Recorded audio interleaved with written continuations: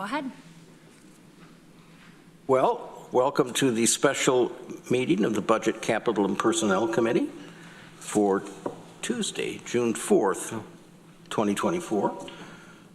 We have 4 committee members here, Shauna Black, Rich John, and Lee Shurtleff.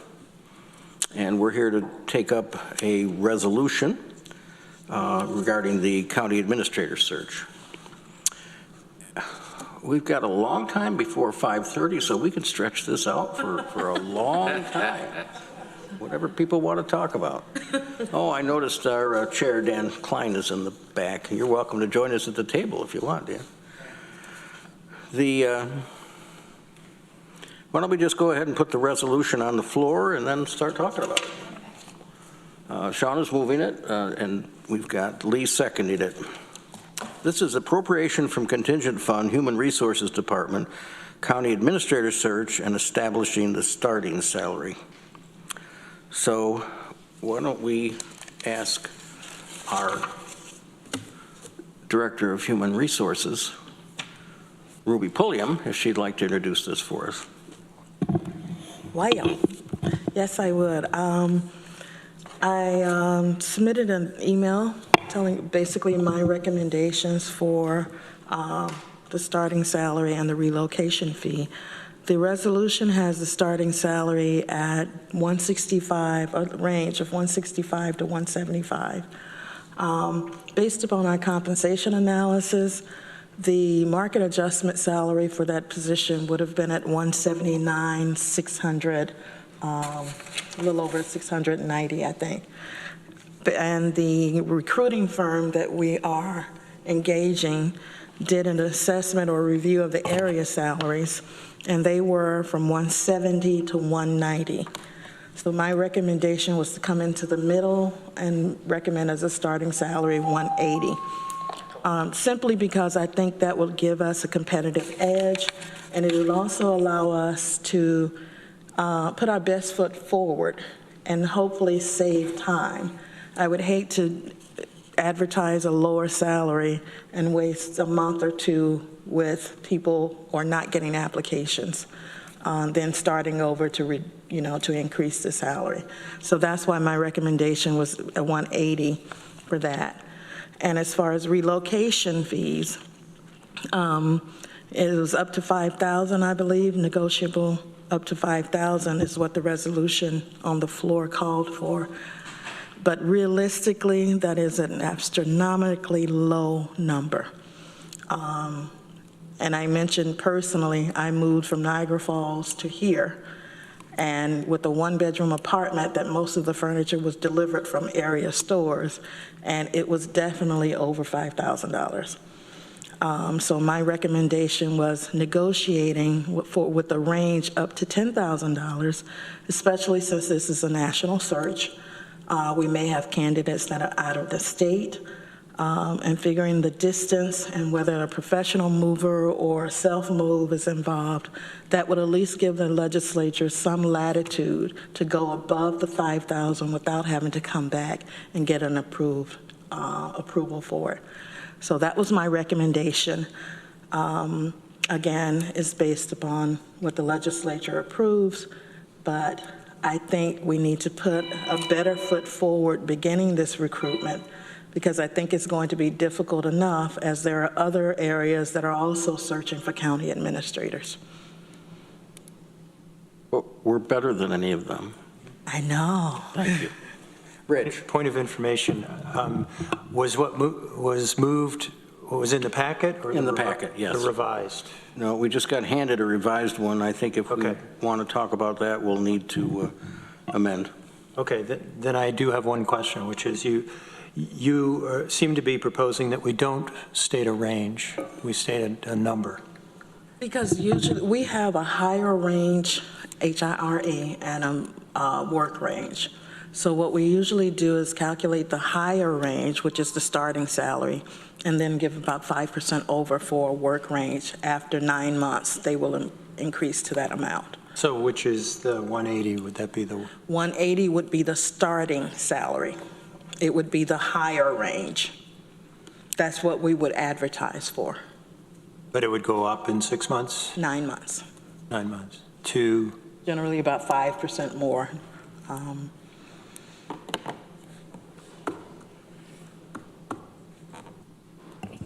really, you're talking another 5% would be 189? After 9 months. Lee? Just a point of information, possibly. I remember about 25 years ago, when we were in between county administrators, the salary was in the $100,000 range. And if we looked at 25 years, 3% a year and compounded it, it'd be way above $180,000. So I don't think we've even kept pace with where we've gone with other positions in the county. And Norma, you're kind of nodding, so I think you can remember those days. But Ruby needs this flexibility in order to recruit from the widest pool, so I'm supportive of what's put forward. In the revised resolution, you mean? Oh, okay. I want to mention that Susan Curry has joined us on Zoom. Other comments? Go ahead, Shauna. Mike, would it make sense for one of us to move an amendment? If you'd like to. All right, okay. I would like to move an amendment that the higher rate would start at $180,000. And then for transparency purposes, should we put after 9 months, the rate would go up to $189,000? If it's automatic, if it's, does the candidate have to do anything to have it go up to the higher rate? No, endure for 9 months. All the employees, it's the best. All employees, we start at the higher rate unless we have special recruitment needs and we approve a work rate at the start. But after the 9 months, it's in your record that after the 9 months, you advance to the work rate automatically. So we have a motion, and do we have a second? It's a friendly amendment, isn't it? It can, well, Friendly to me. maybe. I consider it. We can make it friendly. Rich? could we just say that the 180 is the higher rate? And then it's subject to our standard treatment. We don't need to say the work rate, would it happen in 9 months? Okay. But I think at the legislature this evening, we should make sure that's explained. I'm probably in the minority here, but I think that this is a little too rich for my blood. I think when we hired Jason Molino, I believe he was at about 140. And then after 3 years, a little less than 3 years, we hired Lisa, and that went to 160. And now you want to go to 180, which will be 190, basically. I think that's a pretty fast increase for the county administrator. I also want to say that there are counties around us that don't have county administrator salaries in that range. Yeah, they're smaller counties, I understand, but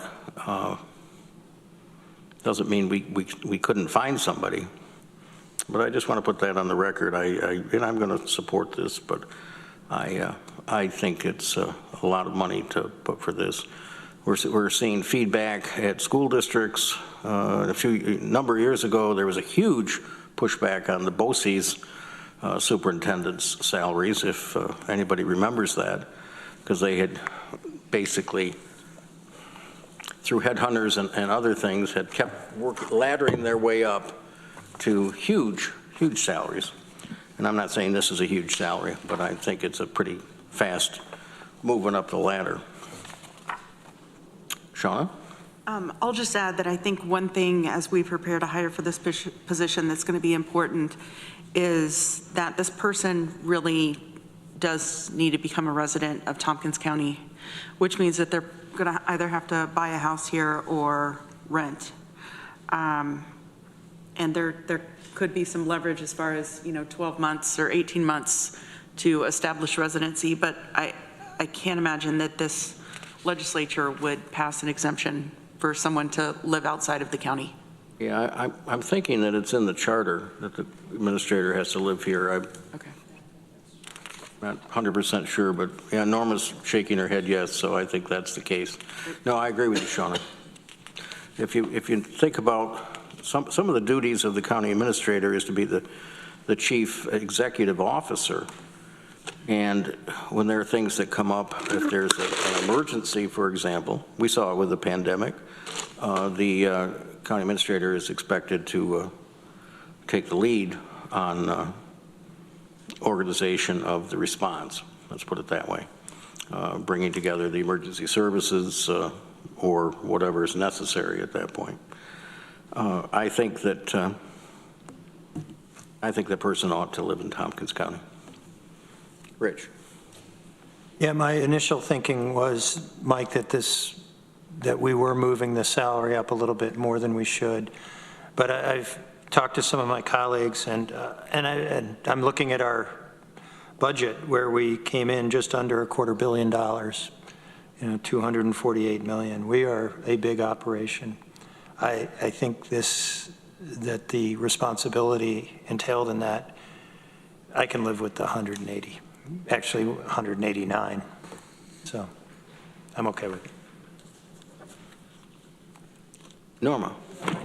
I just wanted to, so in past, and I think several county administrators have been redlined in the salary, and I'm just wondering if this is going to be an opportunity for us to move them out of a red line where they have to be approved by resolution and be able to set an actual rate. Because the rate scale that we have, as we were looking at the market adjustments, showed that the county administrator's rating didn't match what the salary should be because of this redlining. So I think just to clean things up, we have a few folks that are redlined, but it would be good to change this. Yes, this would become part of the salary scale. I just want to make sure that was a clear. And Thank you, Norma. Good point. could you clarify what does redlining mean? Means you're paying a salary outside of the. Okay. We've had to do that over the years for psychiatrists and other people that we simply couldn't afford otherwise. And actually, the current county administrative salary is redlined because when we recruited the first time, we weren't able to get any viable candidates for that amount. So the 160 is actually a redlined amount based upon a recruitment difficulty. Okay. So let's, I guess we're okay leaving with that figure in the revised resolution, the 180. Let's talk about the relocation expenses at $10,000. How do we feel about that? Rich? I think the legislators should help the new county administrator move. We can take a weekend. It'll be great. Lee, are you in? We all have bad backs. And the language, it would be negotiable up to that amount, but not to exceed that amount. So you could possibly come in less depending on the candidate selected and where they're actually moving from. But that would give you leeway up to $10,000. I just wonder, would it make more sense to start with, say, the 5 and just say anything above that is negotiable? I'm just kind of worried if you put 10 in there, they're going to expect 10. Or if they see 5 and say there's no way.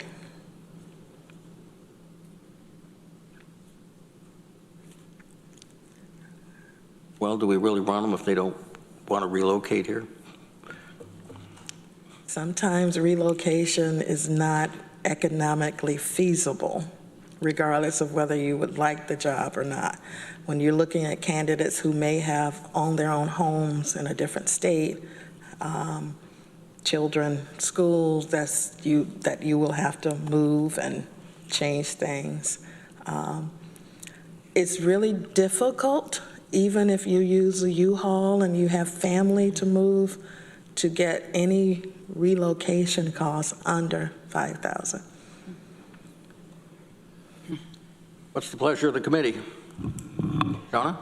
I think if we set it to 10,000, I mean, it makes the job more appealing, and $5,000 is not going to make or break our county, but it could make someone see the listing and make it more appealing, and we do want the best candidate here. I can't imagine we're going to squabble over $5,000, but it could come off a little bit more positive and a better job if we increase it by 5. Lee? What's the manner of the moving expenses? Is it a reimbursement? Reimbursement. They show. It's reimbursement, and they have to it be actual moving cost. That means the cost of shipping or transporting your household goods or services, that packing and unpacking. We've had questions in the past whether that included temporary housing, first month's rent, all of that. That's not included, which is why I wanted to specify actual moving costs in the language so that those questions would be answered ahead of time. But it's reimbursable, and it goes through finance, and they audit it. So it really is up to $10,000. If you approve of that, yes.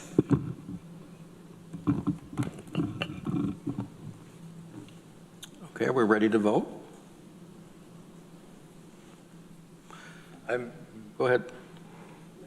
Yeah, I'm going to vote in favor, but it seems like a lot of money. But hopefully we'll negotiate cleanly on this. Okay, we've got, I guess we can do show of hands. Yeah. All those in favor? Opposed? That's unanimous. I just have to say, we were talking about U-Haul and other things. My favorite bumper sticker that I've seen fairly recently was on the back of a pickup truck ahead of me. And the bumper sticker said, "Yes, this is my truck. No, I won't help you move." That's great. I always like that.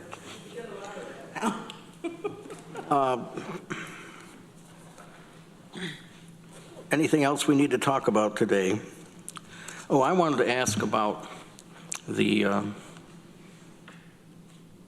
consultant we're going to be using.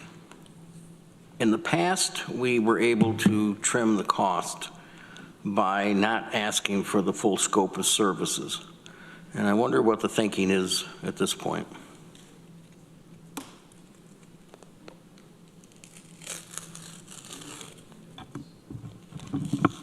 It was friendly. It was on the whole thing. I thought I was voting on the amendment. No, my fault. We vote? No, I don't. So Larry? the recruiting firm has a set fee of 25%, and that includes all of their services. And actually, this firm, who is connected locally at 25%, is really good. Most companies have gone up to 30% as a standard. So the fact that we got 25% is already a pretty good rate.